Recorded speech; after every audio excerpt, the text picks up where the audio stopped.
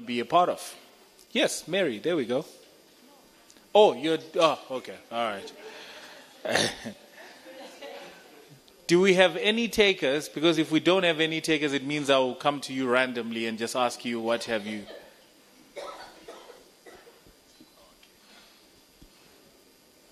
So don't forget to just tell us your name, what you do, and then you give us something you caught that's part of the recap.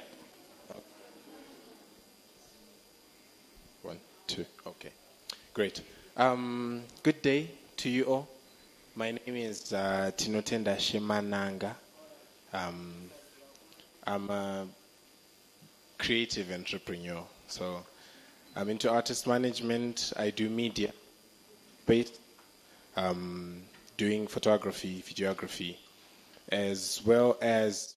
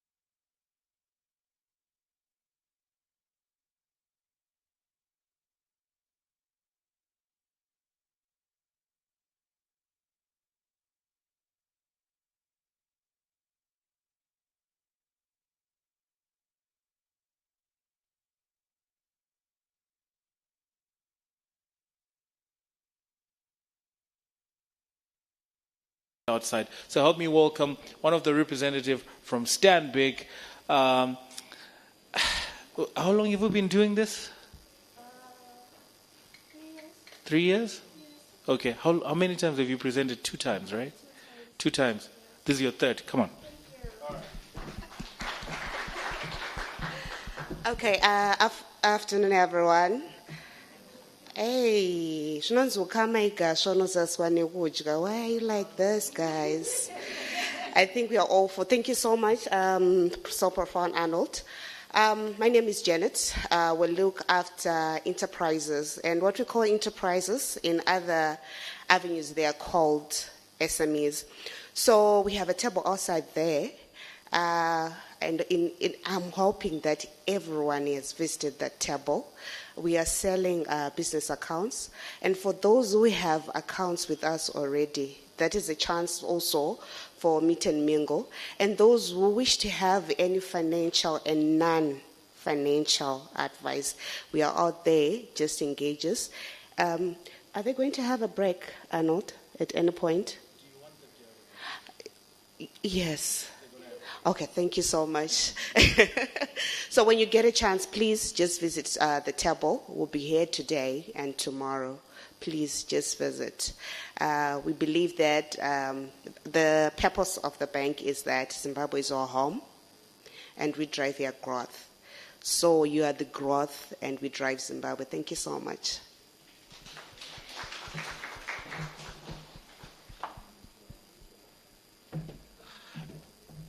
I think what I caught from today is that we have a system, but most of us, we're not using that system. There's a plan, there's a strategy, there are things put in place for us to succeed, but a lot of us, we're not plugging in because we don't know what that looks like.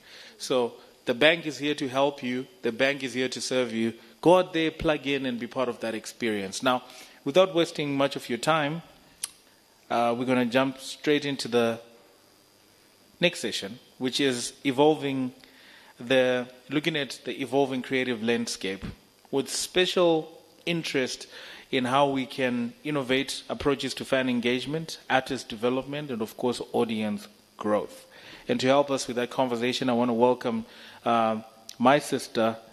She is doing a fantastic job as part of Felinandis management, and help me welcome Connie Mazani.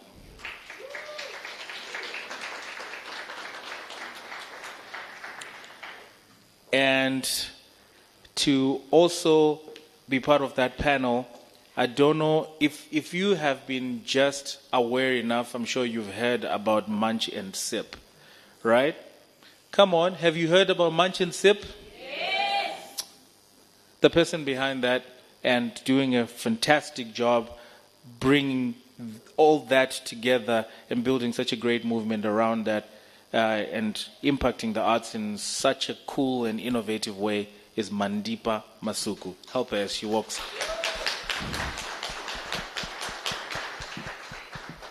Now, get your questions ready as we did in the first session, where the format of the session is that we will have a conversation with our speakers and sort of like get certain things going up here, but the people we really want to really have a conversation with our panelists is you. So if you have a question, write it down, keep it concise, and make sure that when we open the floor, which is soon, is you ask the people up here to do that.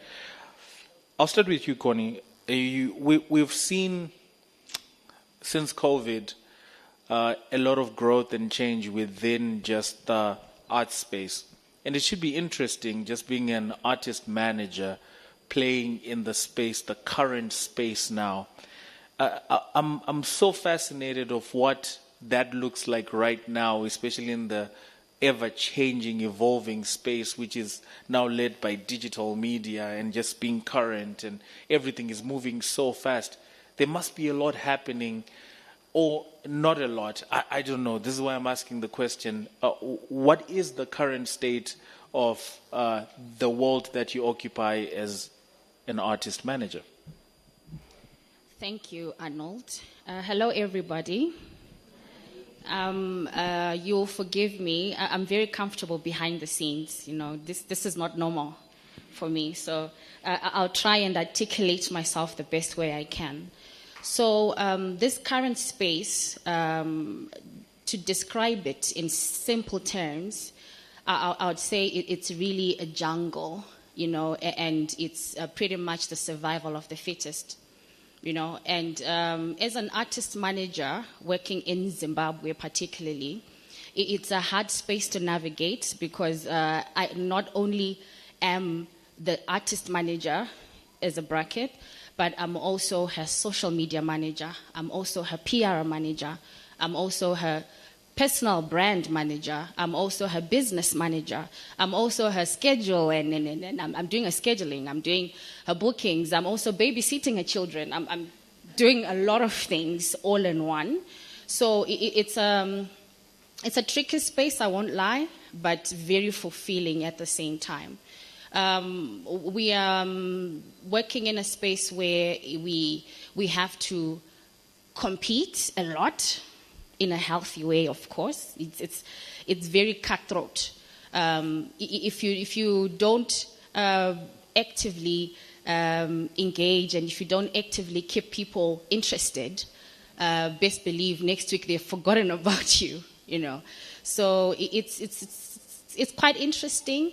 It's a hard space to navigate, but we are trying as much as we can to stay current, to stay relevant, and to just stay in a space where you are fighting at the top. You did mention that the current landscape, to best describe it, it's a jungle. That's a loaded statement on its own. Can you just clarify or just give us a little bit more context so that we understand?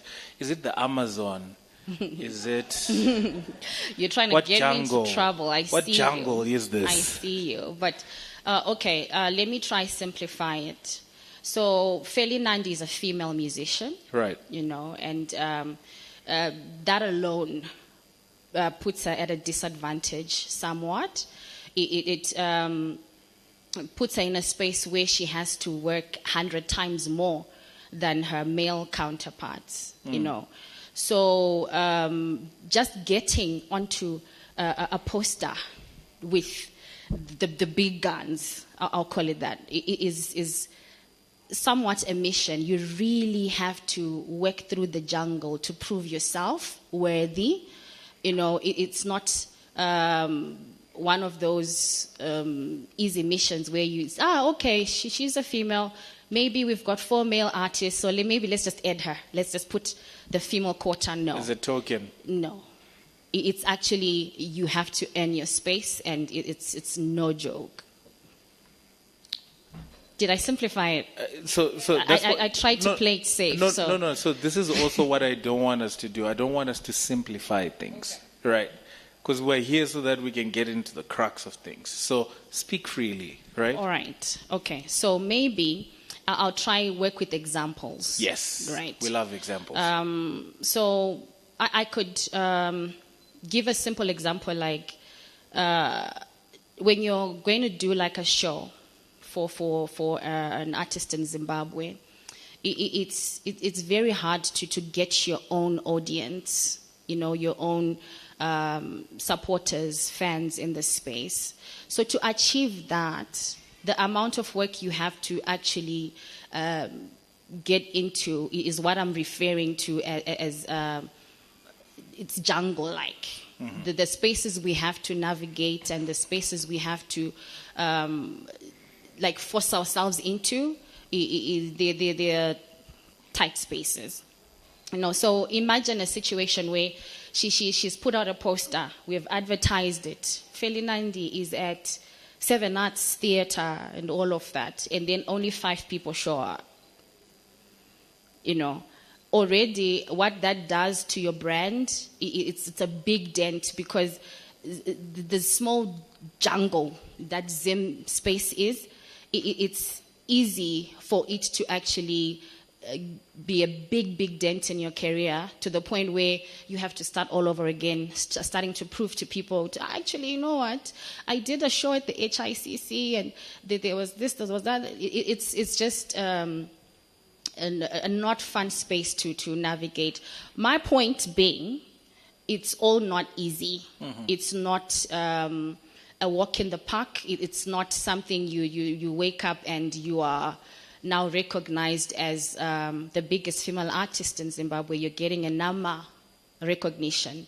It's a lot of work. I'm glad we started here, because what you are explaining really then gives us a premise to pry into the next world that we need to navigate with this panel, which is just the innovative ways that you have implemented together with the management on how you started to navigate fan engagement, or how you keep developing, or the structures you put in place to make sure that you are guarded from some of that.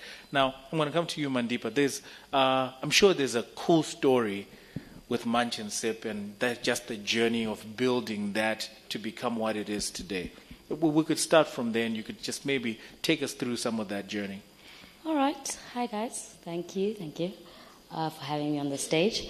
Our journey, I guess, like she mentioned, obviously started off small and humble.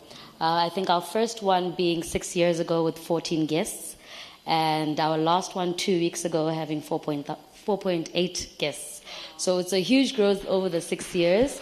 If you hadn't clapped, I was like, the haters have arrived. Yeah. So it's a huge growth on our part, but it's taken consistency and I guess not giving into what she mentioned were, I don't know, the big dogs or whatever you call it. Yeah, I mean, being female in this industry, I kind of get what she's trying to imply. There's obviously shortcuts. If you're a male, you can network. It's easier for guys to network. They meet at bars. We might not have the same access that they do.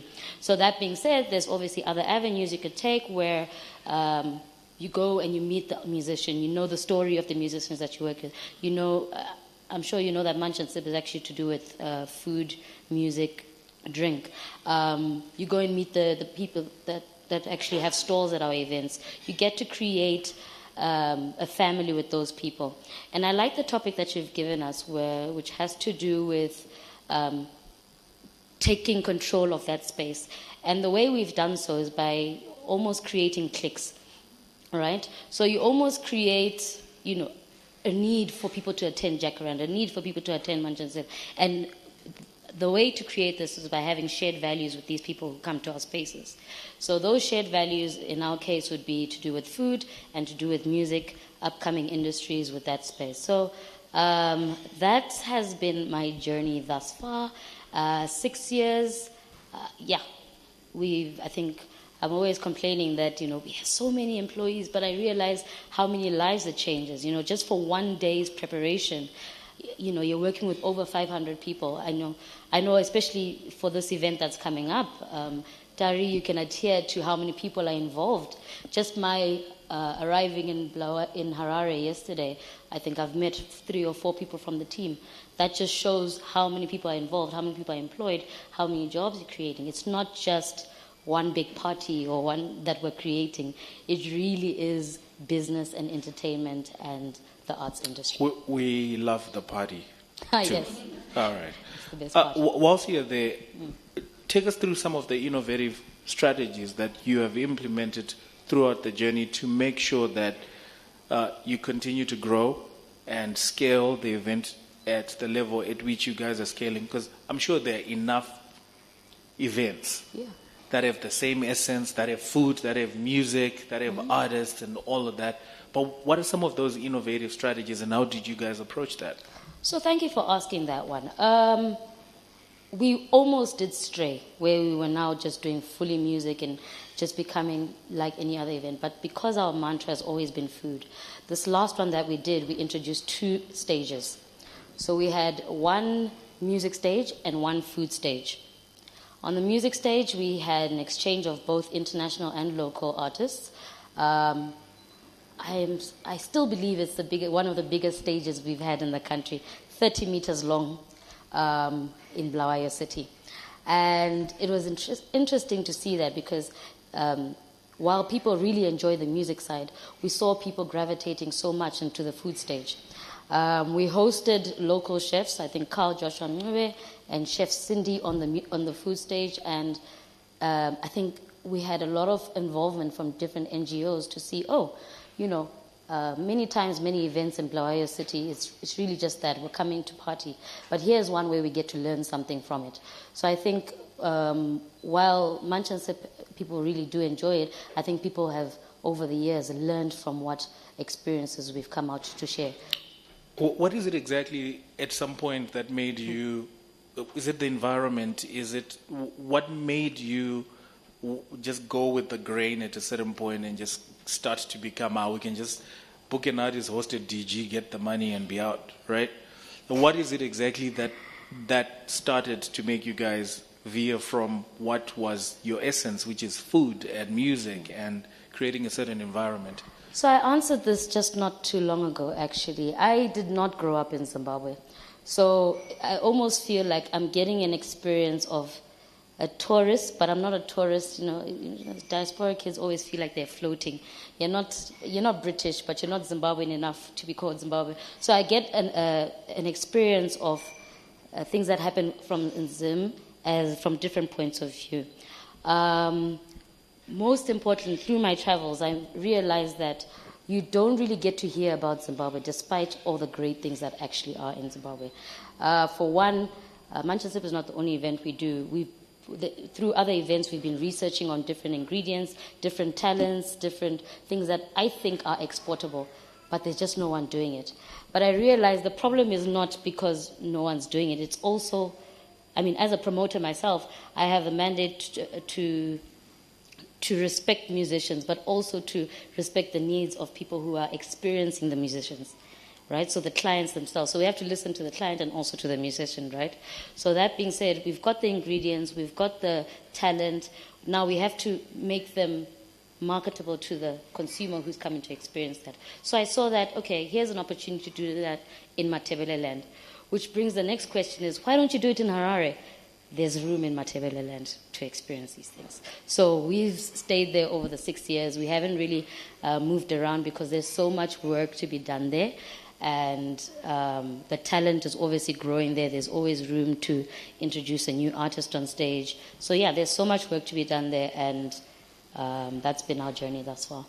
Now, Connie, when looking at the Feli Nandi brand, she's arguably one of the artists that, if you were to mention a community of fans that are so loyal to just an artist, she's way up there with the who's who in the industry. How have you guys built that level of fan engagement that then translates to loyalty, that then translates to almost like a family, where if you go kwa Feli, there are certain people you're not going to miss there. It's a legion of fans and they're growing by the day, right? How have you managed to cultivate that as part of your fan engagement exploits? Oh, thank you. So we've been very deliberate about building a family. In my terms, I call it a cult.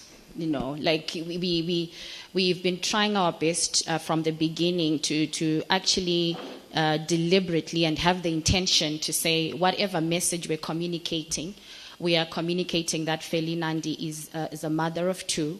She's a family-oriented person, and even in the messaging of her music, she speaks that gospel of relatable issues that anyone day to day can literally relate to. But other than just being deliberate in the messaging, we've also never given up. Let me put it like that. Like she was mentioning, we started off at Theatre in the Park. If people, the day ones will actually remember that, where she was hosting these shows and only 5 people would attend, and then the next show it's 10 people, the next is 20, the next it's 50, and then the next it's 100. So they've remained almost loyal through the journey because it's growing organically. We've been growing with them, and it's been amazing. But also attached to the music brand, she also is a fashion designer, right? She designs Ankara clothing and Ankara wear for men and for females as well. So in building that brand alone, it's sort of like humbles her to a point where she's in the sewing room, she's designing these outfits, she's dealing with clients face to face. If you go now to the shop, she's there. She's physically selling and getting to know her clients and engaging at a level where it's not the superstar Feli Nandi on stage, but it's the tailor kind of relationship. So it's been an amazing 3 years, but the community engagement has been very, very deliberate, and we actually have a full plan, social media, fan engagement at shows and everywhere. I know people can picture this. If you've seen her at live shows where she's actually in the audience with her fans, she's making sure she takes a picture. She's making sure she sees them after the show and gives them a hug or two, and she's taking pictures. We can't even stop her to do that. She enjoys engaging with her fans, and that alone has created this cult-like following where they feel they are also part of the journey. They are also part of the brand in a way. And extending now to this year where we've expanded to sort of like making sure that she has other businesses she's handling. She now has a restaurant, Kwanandi, where people who come there, the patrons are not, yes, they're coming to Feli Nandi's restaurant, but they want what they paid for. They're paying for the food. So she's going to have to be dealing and, how do I pronounce it? Like she has to be having that rapport of chef to restaurant patron, where it's humbling her down all the way to the level where they are complaining and saying, you know what, this chicken is too dry. Can you take it back? Bring it back. She's running back to the kitchen. She's redoing it all over again. So her fashion business and her food business have also managed to allow her to create that other separate family kind of following, which has obviously complemented to her. Amazing you say that, because it goes against the grain. Just innovating in that direction goes against the grain of what artists you're told about exposing yourself a little too much. People won't get the value. Yeah. But that's what then is creating the loyalty with the brand. Yes, yes. Now, Mandipa and Koni, I'm giving this question to both of you because in both the brands that you manage, there's been exponential audience growth. Now, it's easy to maintain the essence of a thing when it's just 14 people coming to an event. So you can really maintain the essence, you can control all the nitty-gritties, but it gets harder when there are 4,000 people who are expecting a product. Or it's harder when Kwafeli becomes 400 people who are demanding that we want, or it becomes 2,000 people who want to attend a show, who want to expect a certain something. Usually when that happens, you lose the core fans because something is lost there and we don't know how to scale. Can you speak on audience growth and how you maintain the essence of especially a brand, a thing, even when you're scaling it to that and the audience is growing? Okay, so I think being true to the core identity helps, and staying in a space where that part is not confusing, where people know that who is Feli Nandi and what is she all about. So right at the core, we are deliberate about making sure that no matter how big she gets, or no matter how big the stages are now, we try our best to make sure that the core identity, that which defines her, is still very visible and is still very loud. You know, she's all about the people. She's all about speaking to souls and changing people through her music. You know, so that has to stay. But as the brand gets bigger, what we have managed to, we've been privileged enough to then get team members that assist as we go. The team is growing, it's bigger now, but them also coming on and understanding what our core values are, what our mission is, and making sure that everybody who is going to come and participate in building the brand understands that part, and we stay true to it. Yeah, it's a hefty question, that one. To be honest, with me, it's collaborations. I think when you start off with a little idea, you might map it out 10 years to come, but because things change along the way, you might have to adjust and be quick to realize how you can fit in the different scenarios. We've had the privilege of, I guess, working with sponsors who are well aligned with our vision, and because they're well aligned with our vision, we're able to grow. While they were worried about our growth, we're worried about our narrative. Our narrative has always been music, food, right? So while that narrative grows, we work with sponsors, we work with NGOs, we work with different people just to pull off this event. So I think it shouldn't deter us from growing per se, but I think once we create a team that fully understands what it is that we want to do at the end of the day, then I think it makes our work much easier. And I do encourage more and more sponsors to come on board. I think that was mentioned by Mr. Napoleon earlier on. But I think the space that Zimbabwe is, it's more especially in Bulawayo, it's not as easy as in our neighboring countries.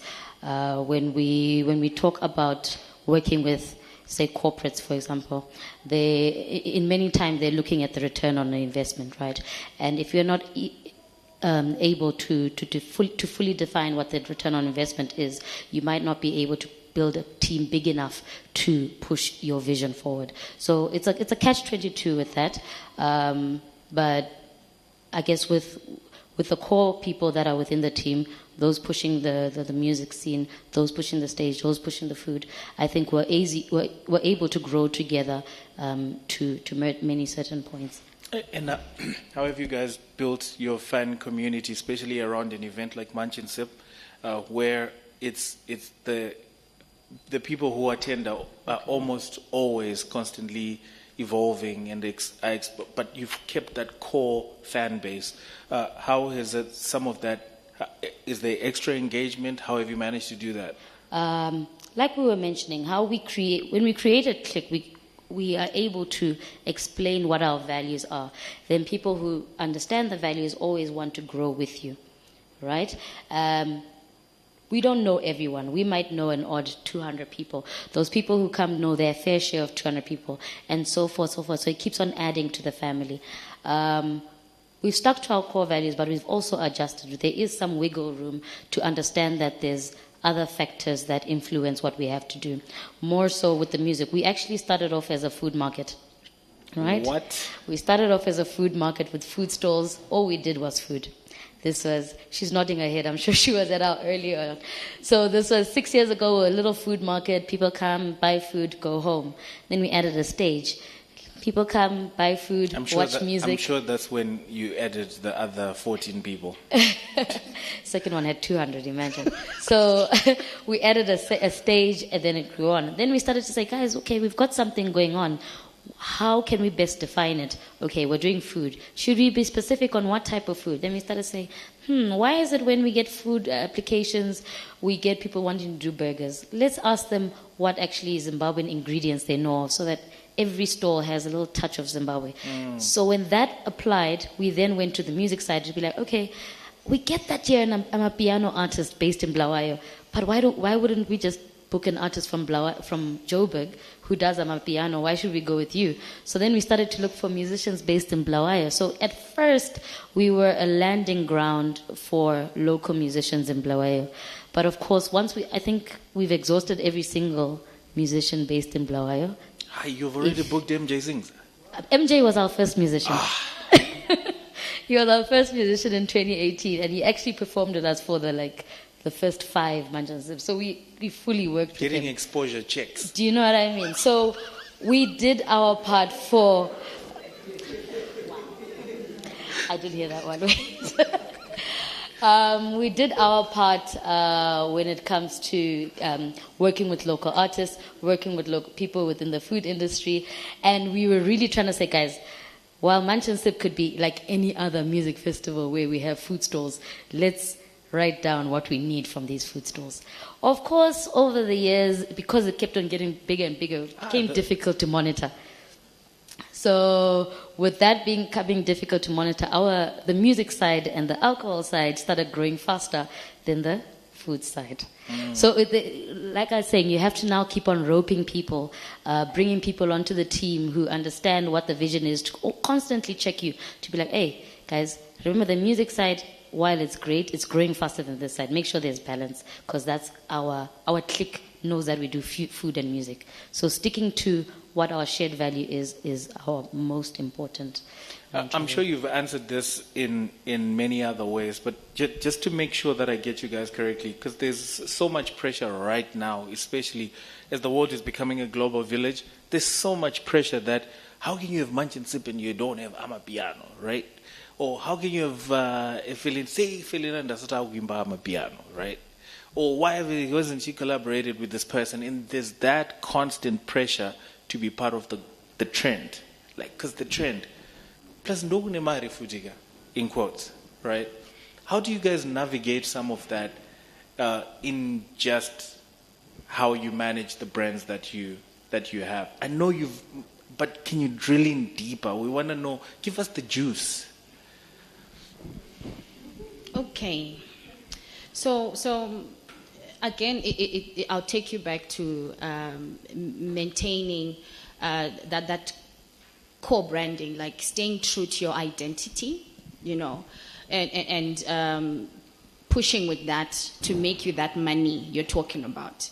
If you want to really look at the artists who have really made it out there, who are making the real money, they've stayed true to who they are, and there are levels to this money thing. There's money, then there's real money. Yes, there's the real money where you can't be singing Afrobeats better than Benna Boy.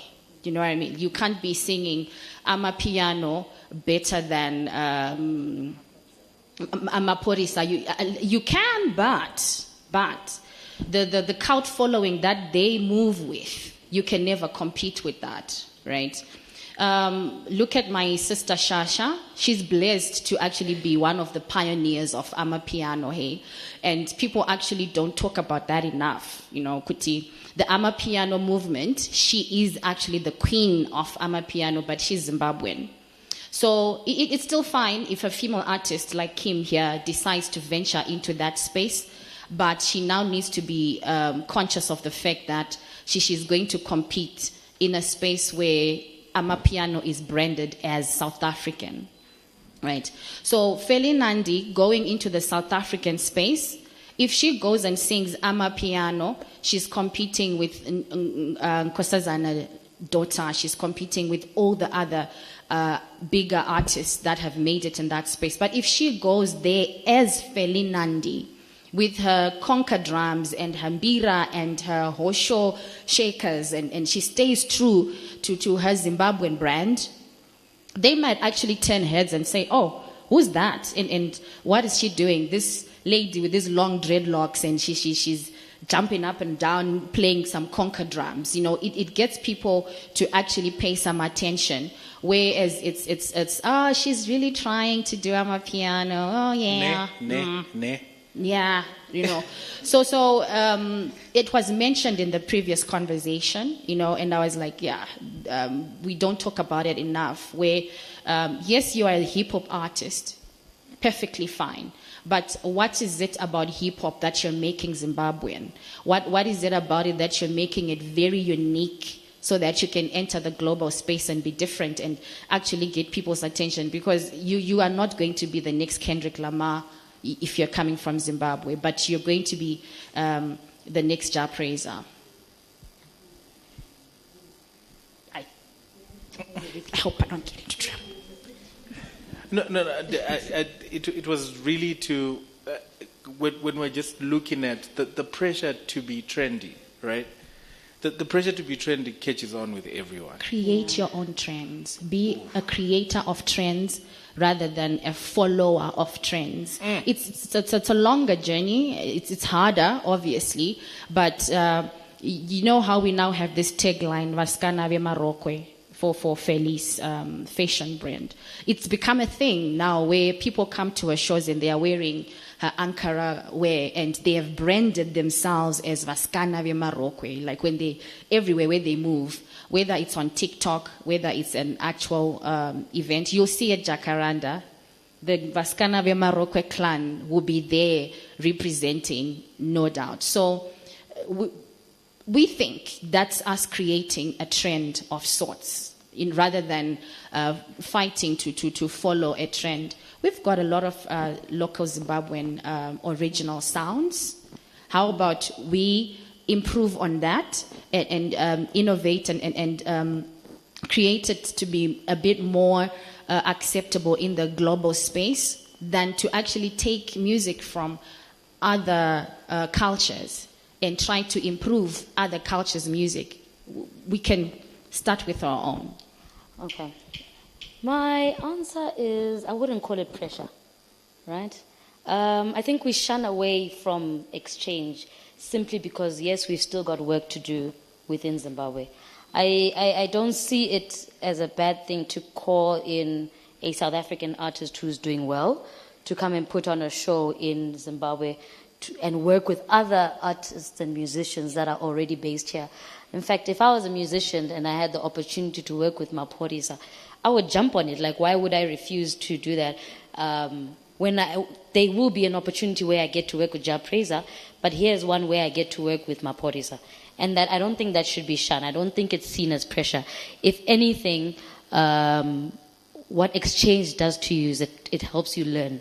You learn from other cultures. I think Africa alone has over 3,000 cultures. We always look at South Africa, but there's opportunity to bring in artists from Kenya. There's opportunities to bring in artists from Uganda. There's so much you can learn from them, just from their genres, just from their instruments. And there's so much we can take from Zimbabwe and send overseas. The marimba, we've heard the mbira being mentioned, but the marimba, there's a DJ in South Africa who's DJing with the marimba band. And I'm thinking, hey, there's something we can exchange, right? So there's a lot we can give, there's a lot we can take. And I don't think we should call it pressure. I think it's a learning opportunity for both sides, both countries. And as a promoter, we're here to facilitate it. We create the stage, we make sure the room is full, we make sure the most relevant people are in the room, and we create magic. That's simply what we do. So, but it's also important for us to be able to read the room. It's not every show where every musician can perform. You need to know that you align with the show that's happening, right? So, Jacaranda being a jazz forum, Music, yes. Yeah. Jacaranda, in fact, I remember the last one I came to, I heard Black Spear Mambazo was performing. I got here really quick because I knew whatever I'm about to gain from that event is something I wouldn't be able to gain if I had watched them in Perth or something like that, because they are able to resonate with the African culture that's here. So where they perform is really important as well, right? So, like I said, that's not pressure. For me, that's an opportunity to learn closer to home. So if we can facilitate that, if we can make sure musicians' dreams are made, then so be it. I wouldn't call it pressure. I think as a musician, I would definitely want to be performing alongside someone who's come from another country. Love it. We are taking questions. If you have any question for Mandipa or Connie, please direct them to the ladies here. I'll start with you, Caesar. Well, we can start over there. Then we come to Caesar. Then we come to Kim. Thank you. Hi, Connie. This is to you. I don't know, a lot of established musicians, I will give an example of Tuku, created Pakare Paya, invite upcoming musicians to come and perform there and maybe get something. Do you have a similar setup at your restaurant that you've just created? Yeah. Okay, so at the moment we are slightly limited in terms of licensing and all of that.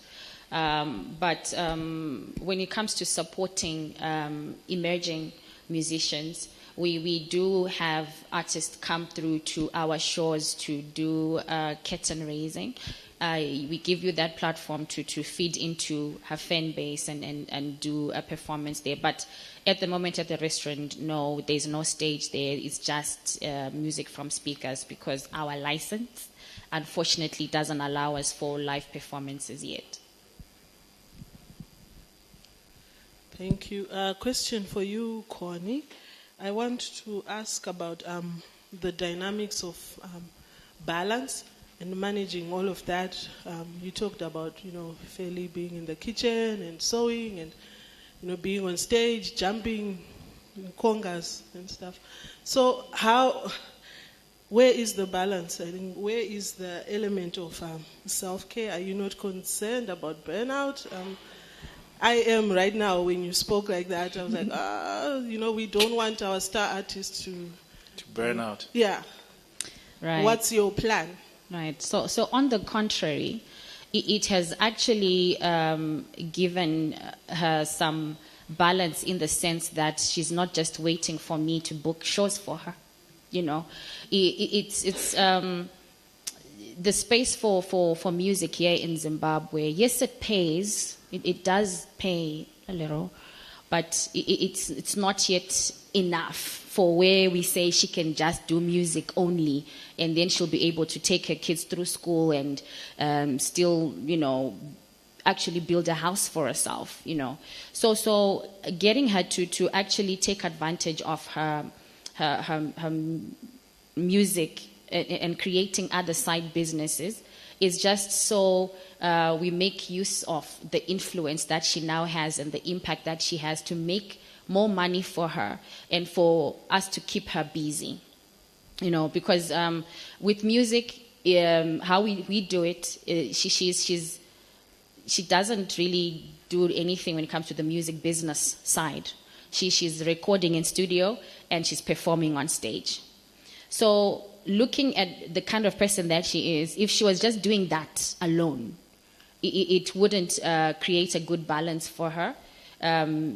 Making sure that she's now also busy with the other two businesses, it complements each other. And there is a schedule. Don't worry, she won't get a burnout. There's a schedule that we work with, and she also does have help. Right now, she's actually on a writing retreat, but the kitchen is functioning. The clothing shop is functioning, and the music side is also functioning. She'll be back from the retreat today to go on stage tomorrow. So we manage it well and balance it well, and it actually does better for her. That okay, I don't want to speak for other musicians, but if there are any in the space, they could probably answer this one for me. It's actually a very lonely art, because when they are not performing, what else are they doing? So if you are a clever manager, you'll want to keep your artist very busy, so that when we have those dry spells and those dry seasons, it's not really on manager, you are failing me.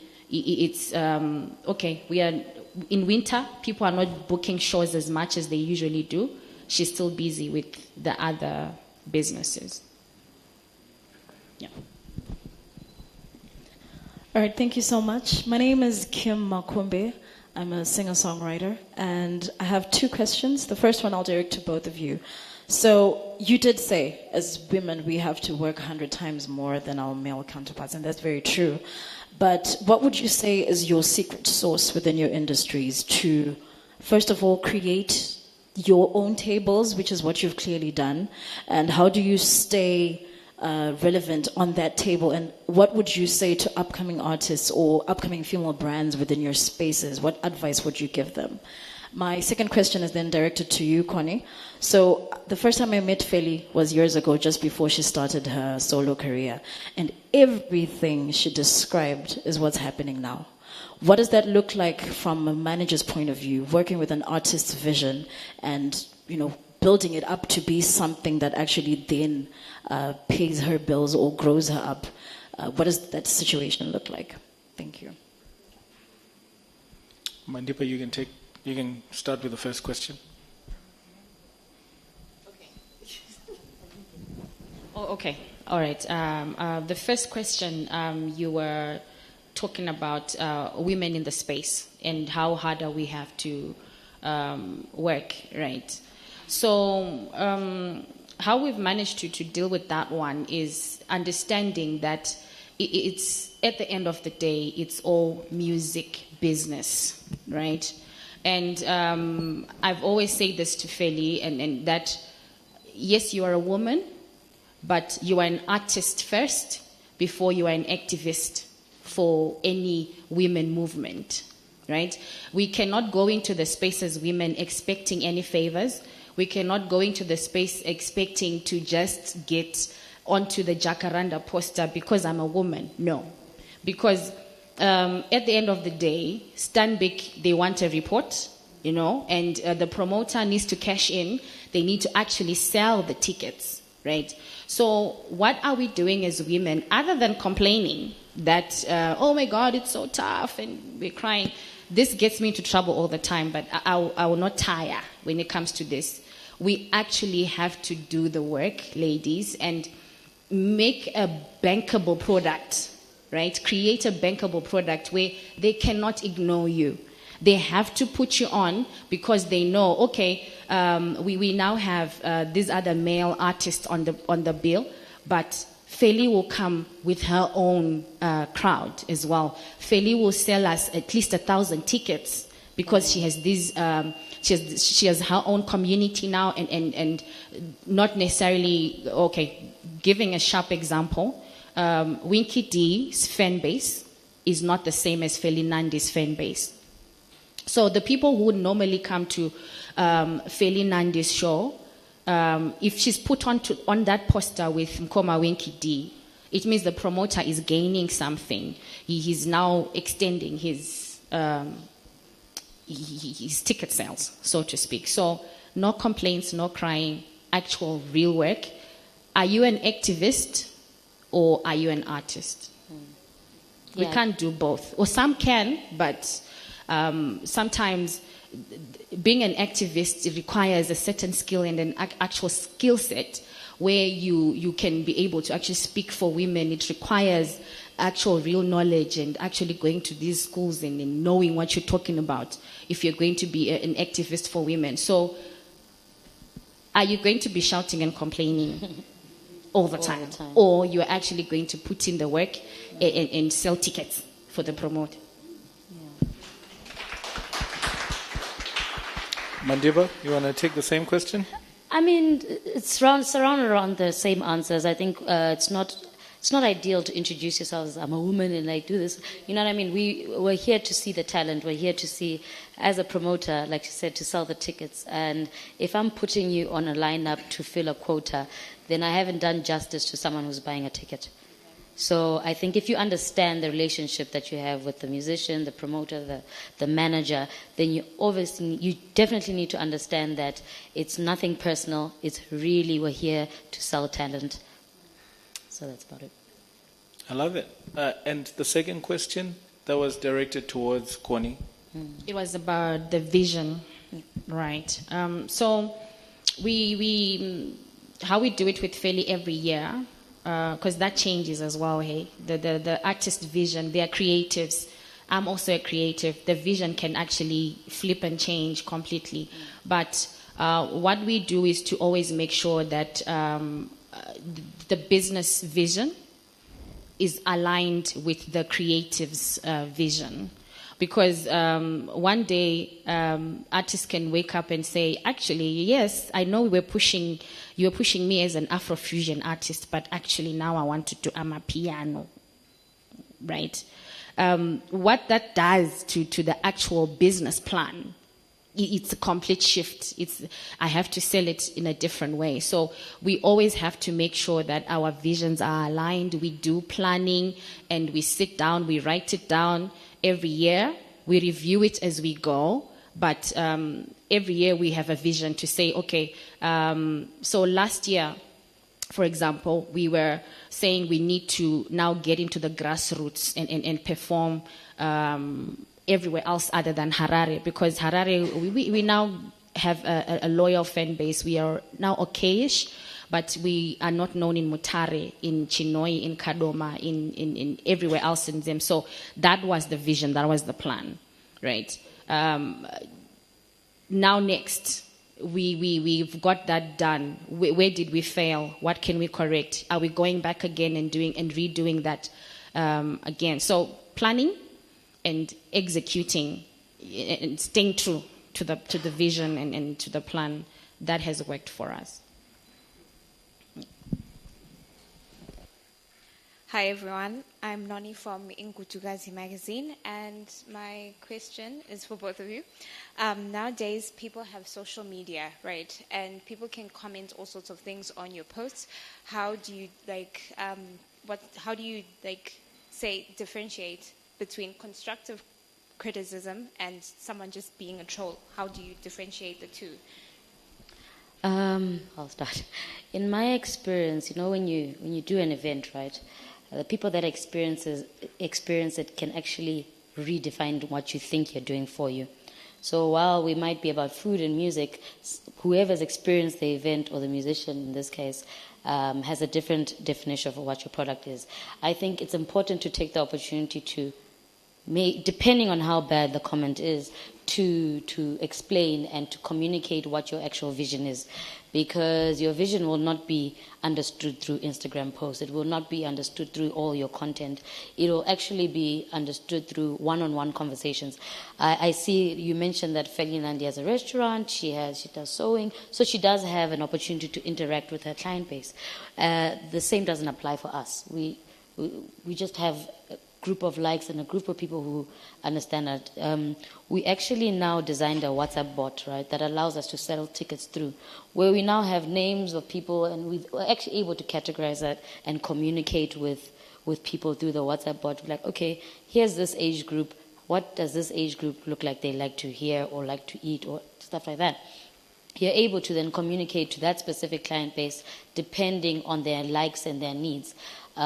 There's no one way of doing it, but I think any opportunity you get to talk one-on-one with someone who supports you, someone who uses their money on whatever you're doing, someone who takes the time to get on a bus from Harare for 6 hours to get to Bulawayo to attend your show, for you not to reply them, to hide their comment on Facebook is such an insult. So if you take the time to reply to your fan base, to make them understand what experiences you've had, once again, you add to your clique, because now they feel heard. And I think, for me, that's more important than anything. Yeah, we've it's a lot of work, but we also take time to make sure we are engaging online. Of course, there's the insults and there's the trolls. And when you are also fully engaged and you're following your comments and your insights, you're on it, you now actually know who the trolls are. Because it's not a lot of people. What I've discovered is we actually probably have a clique of maybe 5 to 10 haters or trolls who come in regularly to throw in a little bit of vitriol and just try to change the narrative of things. I personally delete. Like I take time to just delete those kind of comments. But when it's constructive criticism, and where I know and actually feel that we actually kind of messed up here, we do apologize, and we actually take time to see these people face to face if we can, if their grievance is actually valid. But we do get in there, and Feli is now like a content creator. Unfortunately, this is a curse for artists now. And most creatives, if you're not a content creator, you are going to be forgotten. If you're not on TikTok and doing those challenges and also getting into the craze of social media engagement, you won't last in the space. So social media is a big part of her success as an artist. We've got a few strategies that we've put in to make sure that that vehicle, we utilize it and take full advantage of it, because where else are you going to be engaging with your fans other than social media? And I want to point out, not all bad publicity is not always bad. I think it's a good opportunity to like I said, communicate with your person. Remember, sometimes bad publicity is another event strategy to bring you down, right? There's someone who will hire a team to come and comment on your posts. If you're constantly deleting, they're gonna put the narrative out there that you don't tell the truth, or it's actually aiding them. You delete comments, and then you've got that. So if you're not able to defend something head on with your beliefs, and also be open to being corrected, right? Take the time to understand the code. Take the time to understand your clientele. Take the time to understand who listens to you. Take this time to have an opinion, but make sure you're able to do that in a reputable way that represents you. Whilst you're on it, may you just speak on, you also do a lot of development within just the group. And can you speak a bit about that? Because there's also development for the people who trade at your events. I'm sure in the many other facets that concern your events. Mm-hmm. Why is that important, and how do you guys structure those?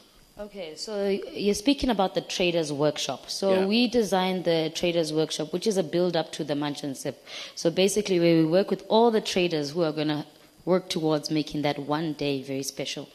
This is with regards to the food side of the art, and with regards to the music side of the art. With the music side of the art, this is where we talk to our musicians and say, guys, this is a business. We're not doing this as a pity party. We're not doing this. These are the skill set that we look for. When you inbox us on Instagram and say, hi, can I open for this artist? We have to do a background check and see where you've performed, who your managers are, what you've said on social media, where you've been seen. Have you ever been on B Metro before? Things like that, right? Have you been retweeting Did you Julius retweet Malema? something? Did you retweet something that's going to get us in trouble by being associated with you? So we do a background check to say, guys, in as much as, like you see, we've grown faster than we thought, but we've learned within that industry what to do and what not to do. There was mention of a censorship license. I don't know if we're familiar with the censorship license, right? So my understanding of censorship is that when we bring in an artist, the police go and do research on who this person is, right? They go and do research, they see, right, this person has never been to jail. They've never said this about the president. Are they not freshly drowned? Go on. Do you know what I mean? They do the research on this artist. So you can imagine for us, even locally, we still have musicians that are very entitled to performing on the Munch and Sip stage. But we have to have a little conversation with them and be like, guys, no, we're a business. We're not, like I said, one big party. We are a business. A lot of people are involved in making this happen. I guess it comes down to the shared values, right? Yes. It comes down to the shared values. Then, we do the same on the food side, like I mentioned. While most events, I think all it takes is to apply for a stall and Bob's your uncle. In our case, it's not. It doesn't happen like that. You apply for a stall, yes. We either need to see your facilities or give a taster. Do you taste the food? Imagine, all of it. We taste the food. We have city council involved. Blawayo City Council is a bit much more stricter than I see. You mean organized? A bit more stricter than I see in Harare. City Council requires everyone touching food to have a food handler's license. They require the venue we have to have wash stations. So, we had hand washing stations come from Harare to Blawayo. Look, let me tell you, in Harare, we just don't have trust issues. That's a better way to put it. I mean, I saw City Councils here. Let me shush, please. But the Traders Workshop really it helps give a skill to someone, whether you're coming to work at Munch and Sip or not. That's about it. All right. Any more questions? We're going to take one last question. After that question, guys, prepare to just give us a parting shot and to round up this panel. Thank you so much. Okay, we have two questions. I cannot let Vamfunya not ask a question. Definitely. Thank you so much. The mic is refusing.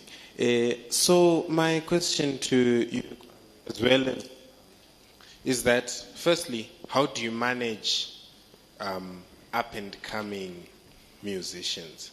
By that I mean, someone asked to open for one of your shows. How do you manage them in terms of them wanting to come? Besides the due diligence, are they leaving the platform? No. Stay to the question. How do you manage upcoming artists? All right. That's the question, right? Yes. All right, that's the question. Connie, and who's taking that? I'm scared too because my answer is not going to be nice, hey? Please. As an events organizer, we do not owe an upcoming artist anything. I'm sorry. You would be insulted if you came to a show to perform and the show is not full. So essentially, our lineup really has to be made of artists that we know are ready for a big stage. I can assure you, 20% of people do not know how much a stage that's 30 meters by 8 meters high costs. Right? So if we're going to regain that revenue, mind you, we're based in Matebeleland, so when it comes to sponsors would much rather sponsor Harare than Blawayo. Right? So if we're going to make that money back, we need to make sure that stage is popping. So while I think I've heard, 7 people spoke to me about opening the stage. Yeah, no. If you're coming to try it out, I don't think you're ready. If you're ready to go on stage, prove you're ready. Even if it means inviting us to studio to hear what you've done before, even if it means giving us a CV, giving... You can use your words, it's fine. I'm trying. We've once done an up and coming where we had to ask for pictures. The guy ran, if you're familiar to Blair, the guy ran to passport office to take a picture in the street and bring it back to us, and that's the picture he wanted us to use on stage. It's not possible. Wait. So, out of curiosity, which picture did you use?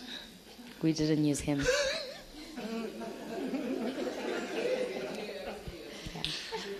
Fair enough. Ranjit is right, hey. Okay. Sorry, we would love to help everyone. We would love to come out there and be a big sister to everybody, right?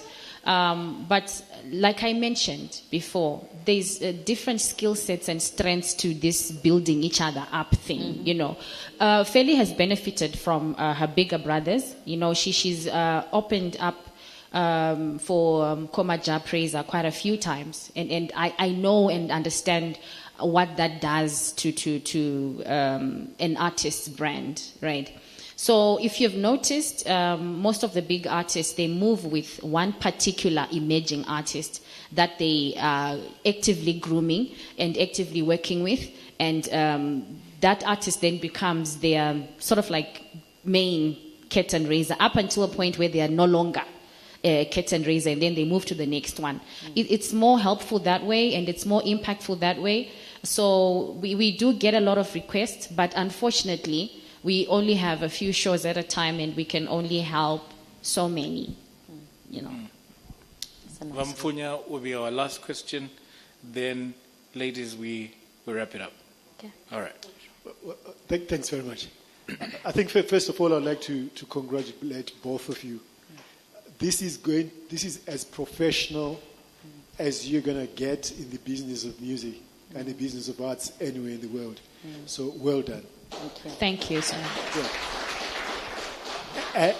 And maybe secondly, and more specifically to you, Connie, I just want to find out how did you convince Felinandi to accept the investment of having someone like you manage them and the cost of managing as an investment? Because the first generation of professional musicians struggled with that. Thomas Mapfumo, Safirio Madzikatire, Oliver Mtukudzi. But from what you're saying and how you're doing your business, this is as professional as you're going to get anywhere in the world. Thank you. Right. Thank you, sir. So I'm lucky. It was her doing the convincing. Music management is not my day-to-day. I'm actually in events. I'm an event producer on a normal day.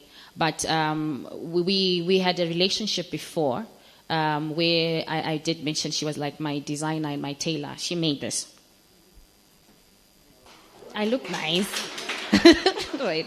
So she's the one who got to a point where we would have conversations, and I would tell her, you know what, for example, she's performing at Gava's, right?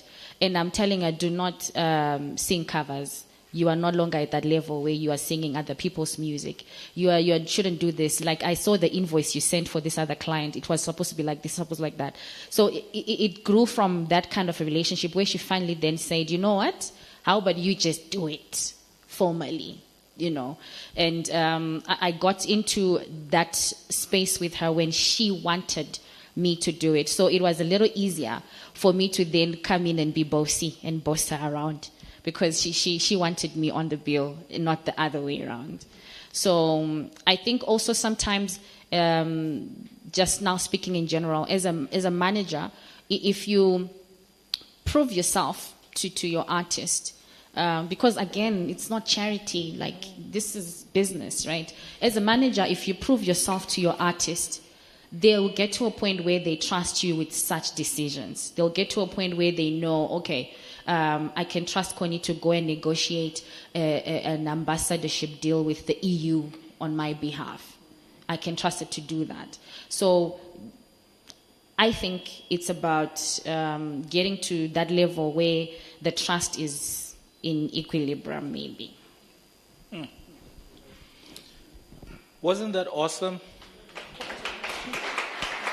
Ladies, I'm going to allow you each a piece, maybe a minute, to just wrap up and somewhat put some of your thoughts together, something that you really want to share that's burning on your heart or that you want to reiterate, so that we can, if we missed everything else, maybe we can catch that and run with it.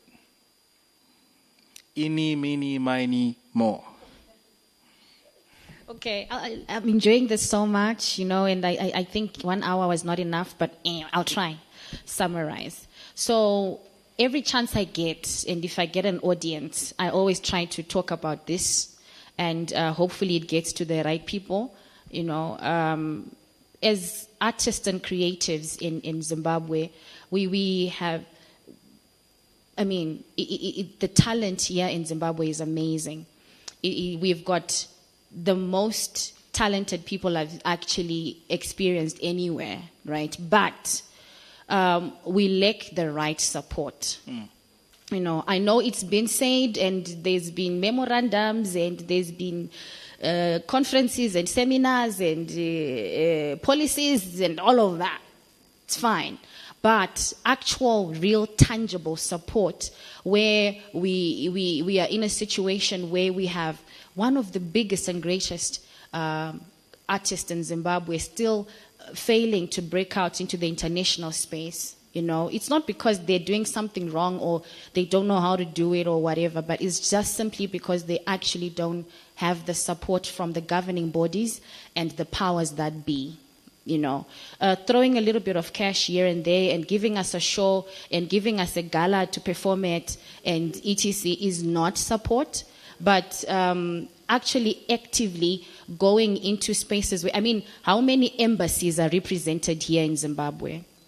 It takes a simple conversation, ambassador to ambassador, to say, you know what, we have this group of artists and we would love you to create a space for them in Kenya, so that they come and perform, and the government actually funds and supports that initiative, you know.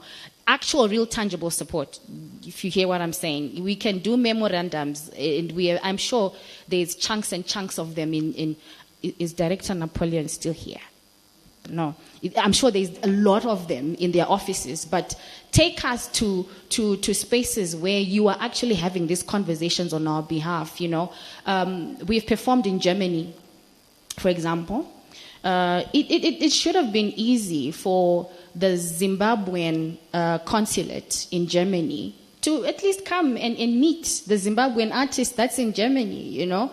What are they actually actively doing to support the cause, to get to a point where artists can enjoy the fruits and the benefits of their artistry? So we need tangible support. Don't just tell us to go see Victor. Exactly. And when it comes to the corporate, Stanbic has been amazing. I need to put it out there. Stanbic is amazing. They've been supporting. We appreciate. But the corporate space, when they're saying they are supporting us, they are asking us to post a flyer on our social media because we have a large following. And then they give you like a $50, $100 payment. That's not support. You know, there's no actual real endorsement deals happening. You know, and that is actually, how do we have artists who are big time celebrities when they are on stage, but they can't afford to buy a car? You know, something's missing. There's that disconnect from the corporate space in really supporting artists and the government in actually really supporting artists. So that would be all before I start ranting. Mandiba, if you could close this one for us. Okay. Mine actually goes out to, one, the audience, two, the corporates that we have access to. For the audience, I think we need to see the power that we have. I speak from being from Blawayo, of course, in this point of view. The audience has the capacity to create a culture for things, attending shows, learning about musicians, learning about the different divisions in the arts industry, learning about the red tape that's within it and lobbying for them to be changed. I think I've always had this conversation with regards to some of the policies that are in place. As mentioned, I think having 4 different licenses just to bring one artist, when you cross-exchange another artist from Zim to another country, it's much easier. It almost feels as if the bigger you get, the more we want to restrict. So I think we shouldn't shy away from greatness. There's so much opportunity to be great. And if you just let people who are already in those spaces become great, we actually are able to create floors for a new sprouting to occur. And then, of course, to sponsors, I think the return on investment is not always cashback, right? Return on investment can come in the form of having this sort of an audience when discussing such matters with regards to music and business. And I applaud Jacaranda for doing this, because I think in my 6 years, I don't think any festival has thought, okay, what if we just talk to people within the industry? And to me, that shows actual interest. And for the longest of times, I know festivals and events to always have been happening. You know, it's an industry that's going to be happening for many years to come. So why not invest in such an industry? These are where dreams are made, you know. This is where dreams are made, where they're cultivated, and where they become careers. If we can just find ways to create policies that make sense, have us in the room, you know, decisions are made on our behalf, and we are meant to deal with them. Paying Zimra, paying censorship, paying national arts, paying, I'm forgetting another one, immigration, just for one artist is a bit hefty. You know, while that's not my core complaint is the mere fact that if everyone wants a chunk of the pie, you as an event are drowned. Because those are just 4 that we mentioned. I'll give an example of if Emma decides to say, oh, we want a policy on events about litter, we've got to pay them too. City Council decides, oh, no, you need to have this, we've got to pay them too. Stop giving him the ideas. No, I'm just putting it out there that it's not really... there's more to an event than booking an artist or booking a show to happen. There's just so much red tape that almost squeezes you to not want to do it, but because of the greater purpose that is giving a floor to all this talent, we do it. So let's take this opportunity to plug in the next Munch and Sip. Where is it happening? What's the date? Who's coming? Let's. Where's your camera? This is your camera? That would be so disappointing because we haven't set out a date. You see, now I wanted to give you free advertising. No, but the next one should be in April. Unfortunately, we're cutting it to 2 times. We used to do it 3 times a year, cutting it to 2 times a year, and yeah, giving us good Connie, time is to there think. anything you want to plug for the Felimandi brand? Please, go ahead. So I know we have visitors coming in for Jacaranda, obviously. You want to give us free food? Well, okay. well.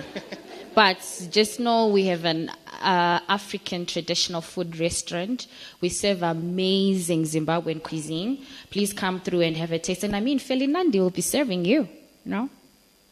And on your way out, pass through our shop. We have amazing Ankara clothing.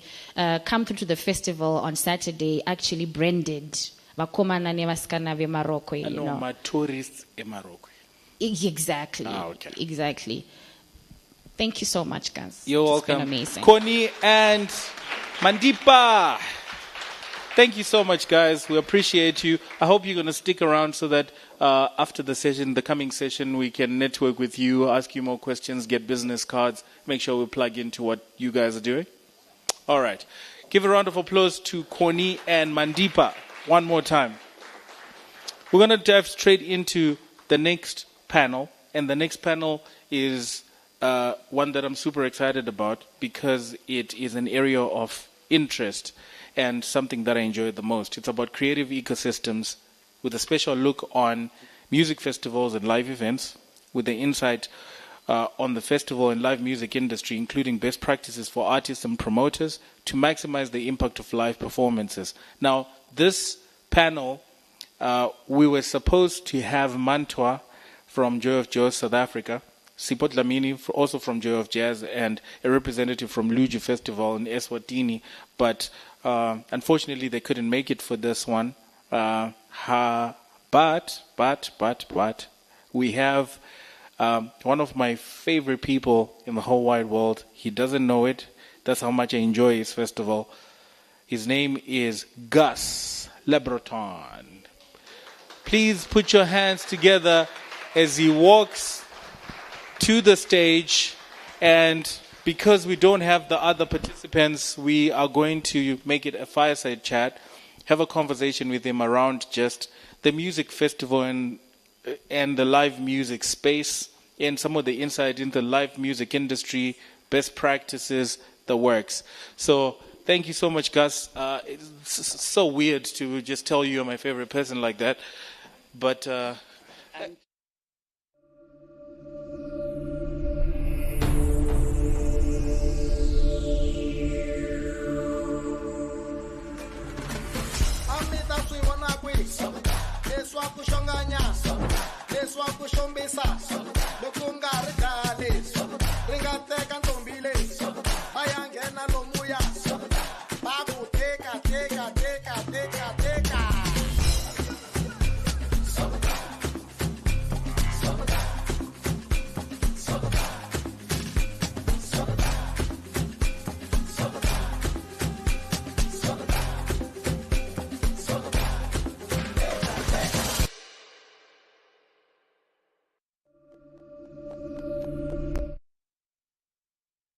and it's a festival full of people, and it's thumping and it's amazing.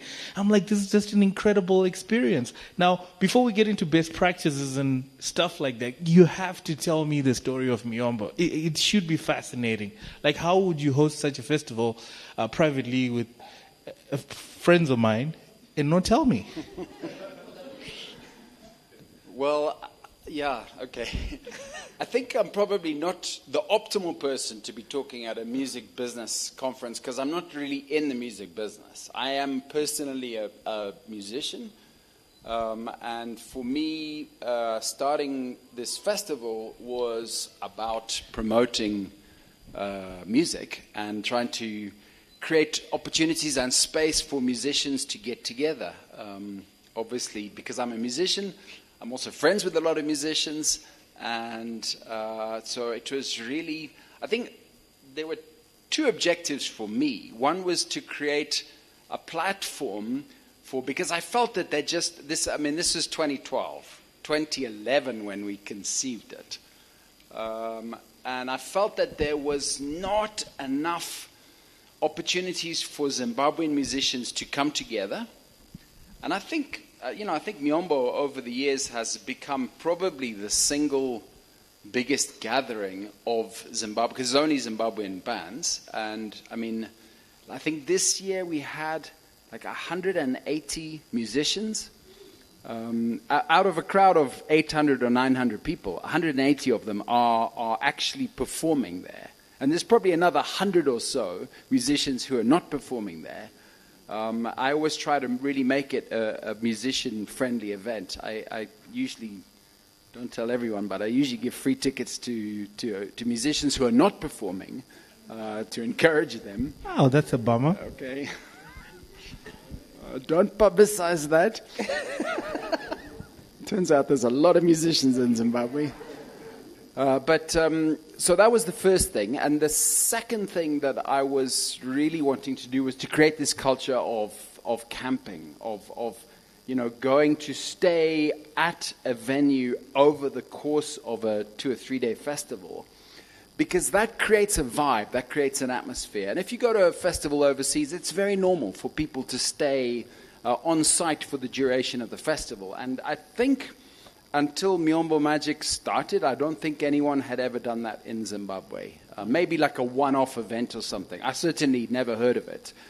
And now, we've created that culture, and now there are other festivals that are doing the same thing. And it's a very different vibe when all the audience are not just coming to see the shows, but they're coming to experience the atmosphere, to be part of it. And they are meeting each other. They're meeting each other in the food queues. They're meeting each other at the bar. They're meeting each other in the showers. They're meeting each other by the toilets. They're sitting next to each other in their tents and having chats. And, it creates a kind of a family feel, which is a totally, totally different vibe from just putting on an event on a stage. And I think that's really probably been a big part of the success of that, is that the crowd, we've grown the crowd. I mean, we've got people who've been, and I'm sorry that you're not one of them, but we've had people who've been to every single Miombo Magic for the last 12 years. Oh, thanks. Thanks, Gus. Given that there were only 200 people at the very first one, but of those 200, I'd say at least 100 of them are still coming every single year because they love it. No, but Gus, the reason why we got you out to a music business conference is because Miombo Magic really represents the essence of what good business starts with, which is to create value that someone wants to either exchange for alternative value, whether it's just attending a festival and exchanging it for an event, or exchanging it with currency, in this case money, or publicity, or whatever it is. That is, in essence, the idea of business, right? But you're doing it in a space in such a peculiar way that is rather very... Now, walk me through this, right? I see, because clearly I need to prove why we brought you here. Okay. Right. So walk me through the process of what you consider for a musician when you're putting together the lineup of a Miombo Magic Festival. What are you considering? What are some of the things that are top of mind for you to say, we need this artist, and this is why we need this artist? Because it also gives us insight as the different musicians and artists represented in this place and managers on what to look out for and how best we can position ourselves for an experience like Miombo Magic. Okay. All right. Well, the first thing I'm going to do is I want to have the very best sound system that I can find, because the quality of the sound is everything. And a musician who is used to performing on a mediocre sound system and suddenly finds themselves performing on a top-grade sound system will up their game exponentially. And you will see always and every time that people who come onto the Miombo stage, because we really do work hard, and I put such a lot of time and money into getting the sound right, because it's everything for me. Then I can see it. Every single artist that comes onto the stage is like, wow. And that results in an elevated performance. So the first thing I try to do is to make sure the sound, and of course the lighting. Lighting is also critical, and it's something that we tend to overlook. I also overlooked it. The first few festivals, I'm embarrassed when I think of how poor the lighting was. I wasn't there, Gus. Like, I would have told you after the very first one. But now finally we've got the lighting right. So then what I'm trying to do with artists, I'm trying to find a balance. So I really curate the lineup very, very carefully. And I'm trying to think of the vibe for the audience. I'm trying to create a journey through the day. Our festival, the first act comes on at 8 o'clock in the morning. Imagine being the performer at 8 a.m. It's a tough call. But it's, we've used that to graduate bands progressively. This year they're on at 8 o'clock in the morning. The next year they're on at 2 o'clock in the afternoon. Then the next year they get a prime time 7 p.m. slot if they've proved themselves. And I guess why that's important is that there is a journey. There has to be. And what I'm trying to do is not just to create a journey that flows through the day and kind of builds emotionally, but also has variation. Because one of the things that I've always felt very strongly in the Zimbabwean audiences is that we are highly compartmentalized in the way that we think about music. So if you are a reggae fan, you think of yourself as a reggae fan. You look at a lineup and you want to see reggae there. If there's no reggae there, you don't go. And that's a tragedy, because the thing is, there's lots of styles of music, actually, that if you listen to them, you would really, really enjoy. But you don't, because that's the way you think. So what I do is with my audiences is I say to them, right, you guys, trust me, I'm going to give you music that you're going to enjoy. You won't enjoy everything, but there's going to be stuff that you enjoy. Just come along and come for the ride. One thing I don't do, and you'll notice this, and I noticed, by the way, that you also have done this with Jacaranda. I don't tell the crowd what time a particular act is on. I give them the sequence, and I let them guess. I give them rough times, like, Gemma's going to be on between 7 and 10, but not at a specific time. And I'm not saying that because I'm really bad at timekeeping, because the artists, when they're performing, they know that the timing is very, very strict. I'm saying that because I want people to come to see what's on between 7 and 10, not to come to see one particular act. And then what I want to make sure that the act that follows and the act that precedes, the one that they've maybe come to see, is going to be completely different. Because I want them to have that variety. So if I do put on a reggae band, I guarantee neither the band before nor the band afterwards will have anything to do with reggae. That feels like Russian roulette. It does, but trust me, because I have checked and seen personally, I don't take a band that I haven't seen personally, because I've seen them perform, I know what they can do, and I know how they'll fit.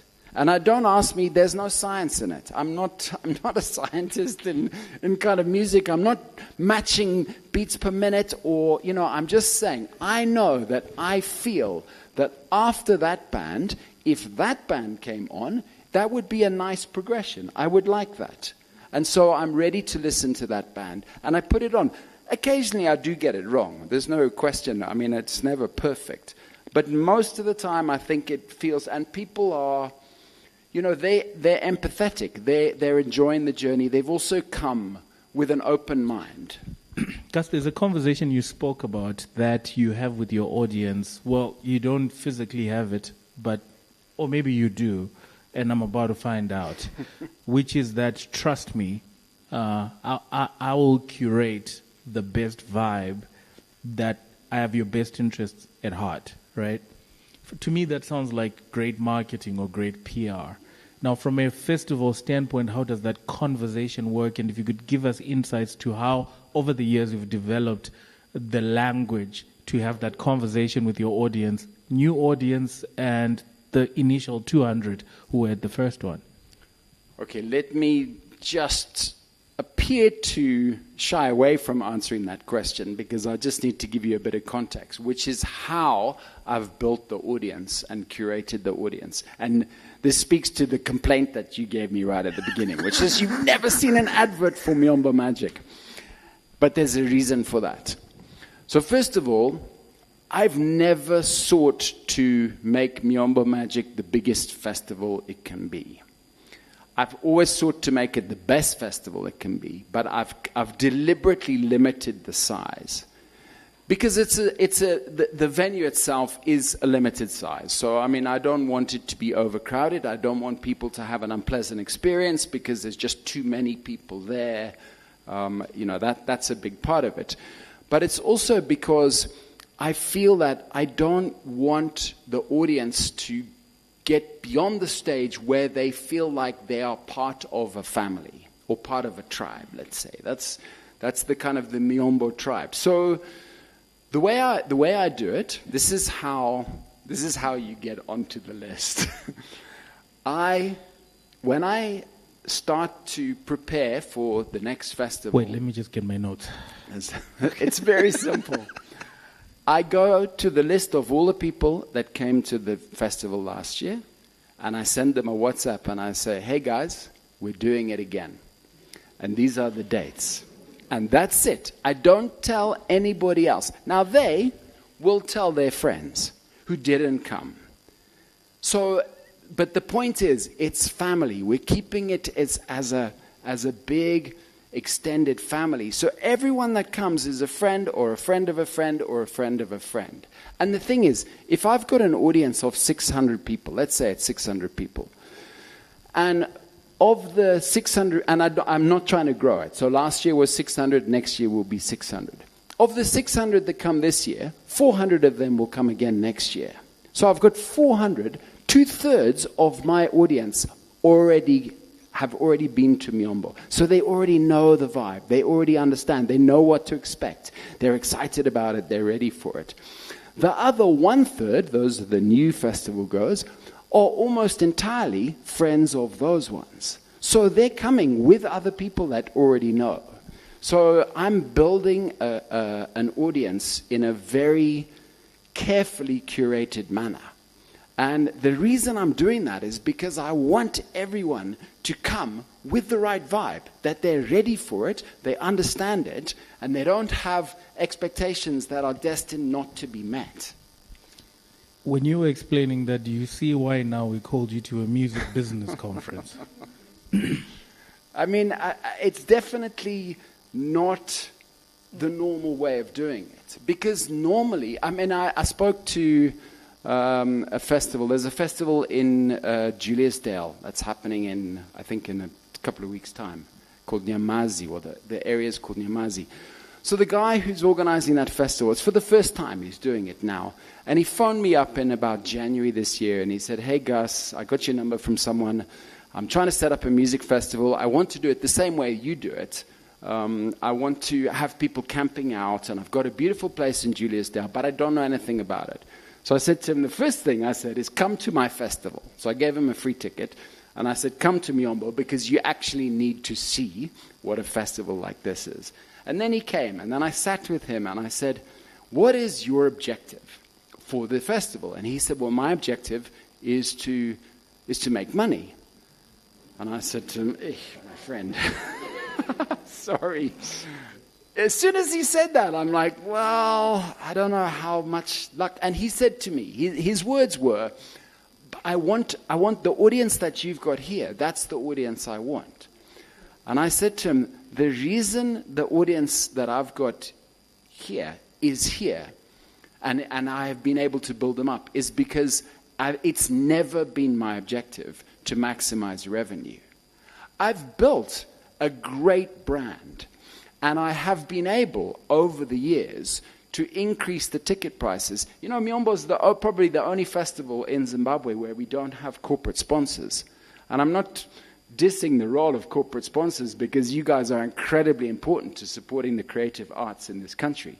But for me, to not have to rely on a corporate sponsor is incredible as a festival organizer, because I don't have to think about the Stanbic logo where it goes. I don't have to think about that's it, Gus. talking That's them. it. But That's it. I don't want to say any Come on, bad Gus. thing. But, Come on.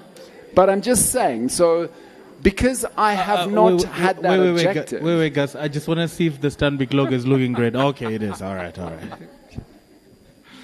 It's still looking great. It's still there. No, but the point is that because I'm not trying to maximize my revenue, I'm trying to build this brand, and I'm trying to build this audience, and I'm trying to exactly do what I said, which is create trust in the audience. And I've done that over the years. Now, I sell the tickets. I sell out the entire festival before I release the name of a single artist. Well, this is why we brought you out here, because to me that sounds like a great business model. You sell out a product way before you even create it because you've already marketed for it. That's great business, Gus. That's why we brought you out here. Since we're clear on why we brought you out here, now we can talk about the numbers. So, okay. I'm playing. But there's something to say about the live music scene because all those artists that come into Miyombo to perform somewhere also in the crowd, that's a creative ecosystem that you've created within that.